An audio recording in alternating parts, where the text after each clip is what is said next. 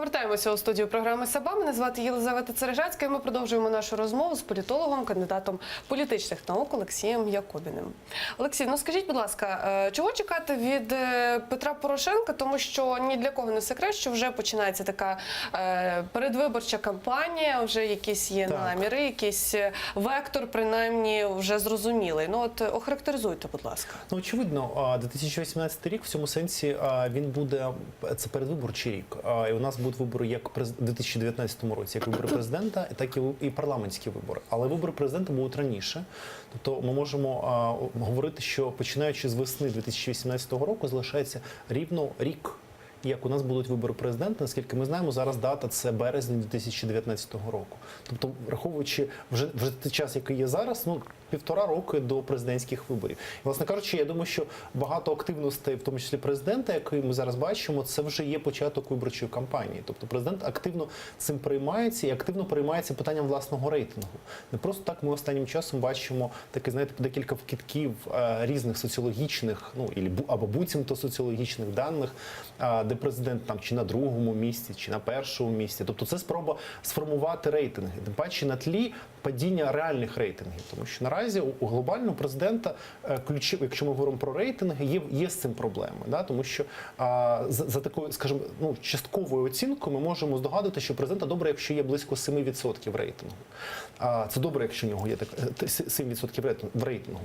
А відповідно президенту потрібно якимось чином зробити все, щоб збільшити свій рейтинг на весну 2018 року хоча б до 10%. Тому що 10% – це нормальна цифра, якою можна стартувати виборчу кампанію. Тобто в такому разі президент зможе справді активно включатись в виборчу кампанію і боротися з конкурентами. Тому що ми бачимо, що в цьому сенсі конкуренти, власне кажучи, наступають на президента. Ну це, звісно, Тимошенко Юлія, якої є достатньо високий рейтинг, хоча і високий антирейтинг, а також той же Юрій Бойко з опозиційного блоку. Тобто ці кандидати, які вони поступово наступають на президента. І президенту потрібно думати, як розмити їх рейтинг, як зменшити власний антирейтинг і як плюс залучити, можливо, частину людей, які, в принципі, розчарувались в усіх і які не хочуть прийти на вибори в принципі. А у нас таких близько 50%, які, в принципі, наші громадяни розчаровані в усіх політиках. Вони кожному з них не довіряють.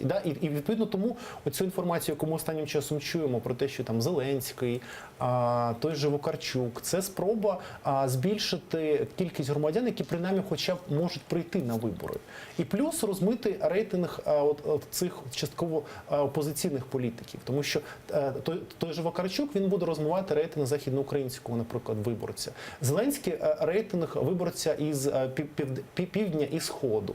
Тобто це такий розрахунок, що, можливо, за рахунок такого розмивання рейтингу конкурентів президенту принаймні хоча б вдасться потрапити у другий тур. Тому що з цим також можуть бути проблеми. Порошенко не хоче повторити, знаєте, оце казус Ющенка. Коли Ющенко закінчував свою першу і єдину президентську каденцію з рейтингом там менше 3%. Тим не менш, на що він робитиме найбільший наголос, найбільший акцент? Тому що є така теза, що нібито він уже намагається, Петро Порошенко, більше сконцентруватися на мажоритарниках. Ну, тобто, що ви можете сказати? Я думаю, що буде, знову таки, ми чуємо таку інформацію, що президент не зацікавлений в тому, щоб змінювати виборчу систему, якщо ми говоримо про парламентські вибори, на пропорційну систему. Да? Тому що, знову таки, згадайте, був прийнятий виборчий кодекс в першому читанні, був прийнятий, до речі, не голосами навіть партії президента. Там, якби не проголосували опозиційний блок, то він взагалі не був би прийнятий, але він був прийнятий. Тепер є велике питання щодо другого читання виборчого кодексу. Хоча його підтримувала частина західних країн, але цей виборчий кодекс передбачає перехід України повністю на пропорційну систему в виборах парламенту. Наскільки я розумію, для команди президента це не є варіантом. Вони розраховують все ж таки перемагати за допомогою перемоги в округах і так добирати голоси, так, в парламент. Власне кажучи, як це відбулося в 2014 році, якщо ми подивимося на склад блоку Петра Порошенка, то значна частина депутатів, більша навіть частина депутатів, там обрана не по списку, а вони обрані в округах. Тобто вони безпосередньо є депутати-мажоритарщиками. І тому я так розумію, що зараз з боку банку буде робитись все, щоб цей виборчий кодекс його поховати, тому що, ну, знову таки, перехід до пропорційної системи невигідний, і спроби залишити як мінімум цю систему, яка є, тобто змішану систему, коли є і пропорційна корупційний якийсь елемент і є мажоритарний елемент. Чому? Тому що для влади, і це не лише української влади стосується, насправді набагато легше перемагати за допомогою мажоритарних процесів. Чому? Тому що тут є співпраця місцевих органів влади, можна вплинути за допомогою бюджету. А, до речі, у бюджеті, який прийняли на наступний рік, там близько мільярда гривень закладено на так звані субвенції в регіони. А що таке субвенції в регіони? Це такі фінансові пряники, які розподіляє парламентський комітет, і він дуже часто їх розподіляє до депутатів-мажоритарників. І ці депутати можуть, наприклад, там відкрити школу або зробити якийсь ремонт і говорити, що це я ж вам вибив гроші, а ви, відповідно, проголосуєте, підтримайте мене. Цікаво те, що от ви говорите, вже намагається там працювати над своїм рейтингом і так далі. Від Європи вже лунають заклики визначитись з Порошенко, хто він є, президент чи олігарх. І, зокрема, навіть зараз питання, яке постало стосовно безвізового режиму, до нас вже висунуті 6 вимог, і одна з них – це є боротьба з корупцією. І ми боремося, ми відважно боремося, у нас дуже багато антикорупційних зараз органів, але ж все одно лишаються запитання. От ви можете взагалі на них відповісти, як у нас з корупцією зараз і чи ми її подолаємо? На жаль, ми бачимо, знаєте, колись у нас існував такий міф, що якщо до влади прийде багата людина або надбагата людина, то вона буде займатися державними справами, а не буде займатися отримання своїх додаткових доходів. Але в реальності цей міф, ми бачимо, розсипався. Да? Тому що бізнесмен – це бізнесмен. Бізнесмен – це не політик. Тобто це абсолютно різні іпостасі.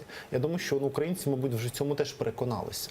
Якщо говорити про боротьбу з корупцією, у нас, мені це нагадує скоріше декоративну боротьбу з корупцією, тому що у нас на кожен такий, знаєте, або якийсь корупційний скандал створюється новий орган. Власне кажучи, ви дуже вірно відмітили, що у нас їх зараз близько 5, і ще, можливо, навіть будуть створені ще якісь інші нові антикорупційні органи. Але, знов-таки, чи допомагає це в боротьбі з корупцією? Насправді не дуже допомагає. Тому що антикорупційні органи, вони дуже часто зайняті боротьбою один з одним за повноваження, за ресурси, за вплив, і в тому числі політичний вплив, а замість того, щоб займатися боротьбою з тією ж так званою топ-корупцією. Тому що, якщо ми подивимось навіть на цей рік, не так багато у нас є таких речей, пов'язаних з просуванням боротьби з корупцією. Більш того, дуже часто ми бачимо певну навіть політизацію цих речей, пов'язаних з розслідуванням щодо боротьби з корупцією. Чому? От я просто приведу приклад по НАБУ. НАБУ в цьому році, наприклад, займалась темою, пов'язаною з так званим Роттердам плюс. Хоча Роттердам плюс насправді в тому числі був прописаний в меморандумі Міжнародного валютного фонду. Але при цьому НАБУ, наприклад, не займалось темою Дюссельдорф плюс. Тобто це формування ціни на газ прив'язці до хабу Дюссельдорфу. Тобто, чому тоді НАБУ займалось Роттердам плюс, а Дюссельдорф плюс ні? Питання тут скоріше в політиці, тому що НАБУ розраховує на певний, скажімо так, коаліцію, в тому числі з представниками діючого Нафтогазу. І тому, відповідно, щодо Нафтогазу у НАБУ не було питань. А інші питання були от по цій іншій формулі. І так можна, насправді, брати багато інших прикладів, коли НАБУ, насправді, просто піднімає якісь питання, які вони вважають політично доцільними, а на якісь питання закривають очі. Тим паче, що, до речі, це останнє загострення навколо НАБУ, навколо такої боротьби навколо НАБУ, за контроль над НАБУ, воно було пов'язано багато в чому з тим, що НАБУ просто перейшло теж певні оці силові лінії, які до цього НАБУ не переходили. Я маю на увазі цю справу з рюкзаками сина Авакова. І, власне кажучи, НАБУ до цього, от, можна сказати, весь цей рік, воно певним чином співпрацювало з Аваковим. Згадайте ситуацію з Насіровим або ситуацію навіть з Мартиненко. Тому що, хоча Мартиненко нібито був спонсором Народного фронту, але з Аваковим у нього були не дуже добрі стосунки. Відповідно, НАБУ відкривало на тих справ, на тих людей, які безпосередньо з Аваковим не були пов'язані. Але оця справа з рюкзаками, вона зруйнувала цей союз. І, власне кажучи, саме тому НАБУ зараз опинилось в такому в колі недругів. І намагається зараз боротися за власне виживання, власне кажучи. Тим паче, що на 2018 рік у НАБУ були теж попередні плани, в тому числі впливати на політику. Тобто не так просто з'явилася ця інформація, що той же Артем Ситник, можливо, має і президентські амбіції, тобто політичні амбіції. Чому так? Тому що на Заході багато говорять про те, що чому в Україні не зробити власного Навального? якогось антикорупційного президента. Можливо, ми на нього навіть поставимо ставку під час президентських виборів 2018 року. Ми щось намагаємось робити, хочу вам сказати, але виходить у нас так собі. Але тим не менш, знаєте, я зараз сиджу і думаю, от корупція, політизація, і зразу у мене синонімічний такий асоціативний ряд – це там монополізація, приватизація, абсолютно. і далі раптом чомусь так виринає Приватбанк, Коломойський, і також є про що поговорити. Ну от давайте почнемо спочатку. Це оця перша інформація про зустріч раптову, абсолютно не спрогнозовану, випадкову зустріч Луценка та Коломойського. Ви взагалі як ставитесь до цього? Ви вірите в те, що це реально випадок? Я вам так скажу, якщо брати, що населення Європейського Союзу близько 500 мільйонів людей, і випадково Юрій Луценко зустрів Ігоря Валерійовича Коломойського на вулицях Амстердаму, це одна з мільярду, така випадковостей, що два українських, один олігарх, інший український посадовець випадково зустрілися в Амстердамі, в країнах Європейського Союзу, де живуть сотні і сотні мільйонів. Це насправді не може бути випадковість. Очевидно, що це була розрахована зустріч, і ми можемо підозрювати, що справді генеральний прокурор говорив в тому числі про питання Приватбанку. І що цікаво, що, знаєте, тут парадокс полягає в тому, що Генеральна ж прокуратура і веде розслідування проти минулого керівництва Приватбанку, і водночас в такому приватній обстановці людина, проти якої Генеральна прокуратура веде розслідування, зустрічається з Генеральним прокурором. Правда? Одразу тут може виникати багато питань, наприклад, щодо наскільки тут не є конфлікт інтересів. Чи взагалі може Генеральний прокурор зустрічатися з людиною, відомство, в підпорядкуванні відомства якого знаходиться, яке веде розслідування проти цієї людини? Більш того, ми навіть знаємо, що, а це відбулося в листопаді, до речі, хоча інформація до нас потрапила в грудні про ці зустрічі, але ми знаємо, що Коломойський мав розмову не лише з Луценко. Ми знаємо, що в листопаді Арсен Аваков приїжджав до Ліону, там знаходиться штаб-квартира Інтерполу, і він нібито теж мав чи дві зустрічі, чи дві телефонні розмови з тим же Коломойським. Тобто, виходить, що наші політики, просто спокійно виїжджаючи в Європу, вони одразу, я так розумію, телефонують Ігорю Валерійовичу Коломойському і запрошують його на каву в Ліоні, чи в Амстердамі, чи в Женеві. Тобто з ним спілкуються. Хоча, знов-таки, сам Коломойський і особливо повернення частини кредитів Приватбанку є в розслідуваннях в самій Україні і в розслідуваннях в певних міжнародних судах є рішення. Стосовно Приватбанку, кредитів, повернення цих коштів, зараз от рахунки Коломойського заарештовані. Він вже прокоментував, сказав, що це там виключно на час слідства, розслідування. Але тим не менш, чого чекати від цього і які прогнози надалі? Насправді ця історія має колись завершитись, тому що ми розуміємо, що націоналізація Приватбанку, якраз, до речі, відбулася рік тому, і коштувала 5% ВВП, я нагадаю. Тобто там колосальні суми, це мільярди доларів. Тобто, так чи інакше, минулим власникам Приватбанку потрібно повертати ці кошти. Мова йде про суму від 2 мільярдів, можливо, доларів, можливо, більшу суму. Тобто коштів, які, щоб ми просто розуміли, виділялися міжнародними фінансовими інституціями в контексті фінансової допомоги України і потім Національним банком віддавались нашим банкам на порятунку фінансової системи. Це називалось рефінансування наших банків, тобто для того, щоб їх підтримати їх рівень ліквідності. І ми знаємо, що частина керівництва діючого Приватбанку на той час, вона оці кошти, які отримали від Національного банку, вони їх виводили на окремі компанії, видавали нібито кредити. І виходить, коли держава націоналізувала Приватбанк в минулому році, тобто в минулому році, в кінці минулого року, ми з вами знов-таки націоналізували його банк, який величезну суму цих рефінансованих коштів виділив компаніям-однодневкам. Тобто компаніям, які були відкриті, або частина вже навіть них закрилася у вигляді кредитів і тим самим виводив кошти. Тобто мова якраз іде про ці кошти, які були виділені з Приватбанку в такому кредитному сенсі оцим афільованим, скоріш за все, з минулим власником Приватбанка компаніям. Якщо говорити про цю справу, чому вона почала розвиватися? Багато в чому це пов'язано з тиском наших міжнародних партнерів. У нас, ми знаємо, зараз є питання щодо майбутніх траншу і Міжнародного валютного фонду, і навіть траншів Європейського Союзу. І наші міжнародні партнери, міжнародні фінансові інституції ставили питання перед Україною, що ви маєте повернути оці мільярди доларів, які Приватбанк, коли він ще був приватний банк, виділяв компаніям і потім у вигляді кредитів, і ці компанії не повертали кошти. Тобто міжнародні фінансові інституції перед Україною ставили це питання. І я так розумію, що оцей акт, який пов'язаний з тим, що знову були арештовані, за рішенням Лондонського суду, арештовані всі активи Коломойського, це є продовженням цього тиску з боку наших західних партнерів на наших політиків щодо того, що потрібно повертати кошти, які виділялися через, власне кажучи, олігархам, виділялися в межах програми рефінансування. Інша справа, чи доведуть цю справу до кінця, тому що в мене тут є багато питань. Я думаю, що ці зустрічі з Луценком і з Арсеном Аваковим були не просто так. Тобто висока ймовірність, що, можливо, Коломойський намагався домовитись з частиною наших посадовців щодо пом'якшення оцих умов, щодо повернення коштів в контексті Приватбанку. Тим паче, що ми маємо розуміти, що 2018 рік, знов-таки, це для влади виборчий рік, передвиборчий рік.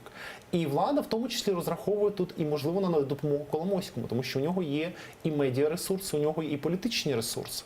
Тому я думаю, що ця історія все ж таки вона ще не закінчилася. Тобто той, хто думає, що ми бачимо перемогу над Коломойським, я думаю, що це дуже ще попередня інформація. Тобто, можливо, ще абсолютно інші варіанти розвитку цієї історії.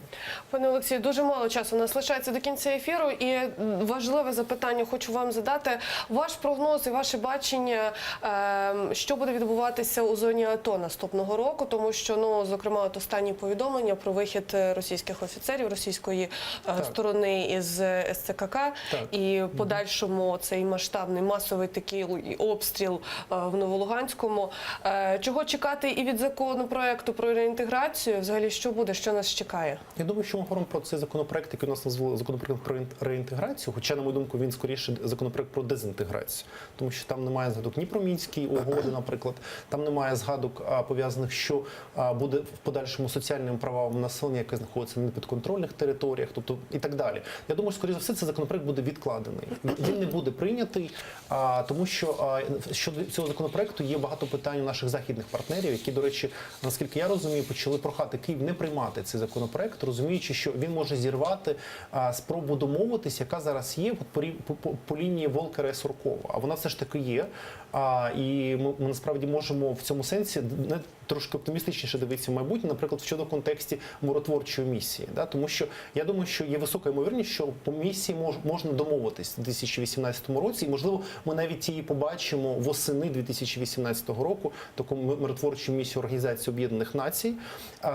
Знов-таки, але багато буде залежати від того, щоб частина наших політиків теж не ескалували ситуацію, в тому числі в Верховній Раді, в тому числі на прикладі таких законів, як закон про, який називається закон про інтеграцію. Тому західні партнери попрохали це відкласти, тим паче, що зараз ще попереду є питання обміну військовополонених, яке планувалося зробити все ж таки до кінця цього року, до різдвяних свят, до новорічних свят, щоб цей обмін відбувся, і тоді могла б відбутися 4-та зустріч Волкера і Суркова. Ми знаємо, що вона зараз запланована на січень, і на ній якраз і будуть обговорюватися оця ситуація з майбутнім мандатом миротворчої місії. Але багато буде залежати щодо того, щоб все ж таки нарешті відбулося оцей обмін військовополонених, щоб знизити такий, в тому числі і психологічний тиск, пов'язаний з цим питанням. Я вас зрозуміла. Я дуже вам дякую за відповіді, за цікаву розмову. Олексій Якубін, політолог, кандидат політичних наук, з нами обговорив актуальні теми сьогодення. Ми зараз перервемося на невеличку перерву, після чого інформаційний випуск «Заман». В ефірі телеканалу АТR Іскандер Маметов розповість про останні новини. І ми повернемося у студію, будемо говорити з нашою гостю Ольгою Курносовою. Дочекайтеся, це буде цікаво.